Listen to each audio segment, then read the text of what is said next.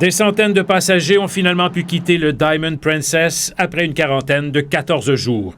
Ce sera au tour de plus de 200 Canadiens en soirée jeudi.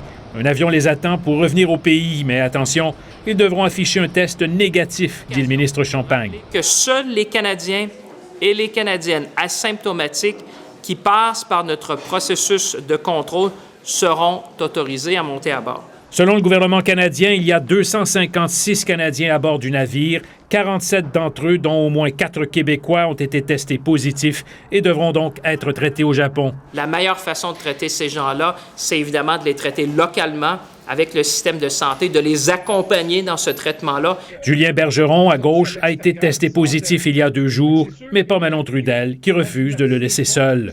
Mais alors que les Canadiens rapatriés devront de nouveau être mis en quarantaine 14 jours une fois arrivés au Canada, de nombreux autres passagers qui ont aussi été testés négatifs pourront se perdre dans la nature.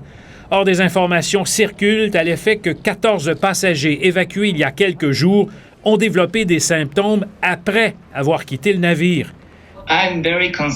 Ce professeur japonais, spécialiste en maladies infectieuses, qualifie d'échec majeur, d'erreur la mise en quarantaine du navire, devenu le principal foyer d'infection à l'extérieur de la Chine. I never had fear of getting infection myself for Ebola, SARS, cholera, but inside Princess Diamond, I was so scared. Le virus est maintenant responsable de plus de 2000 morts en Chine, mais de moins d'une dizaine à l'extérieur du pays, dont 2 nouvelles victimes en Iran, 2 personnes âgées, les premiers cas connus au Moyen-Orient.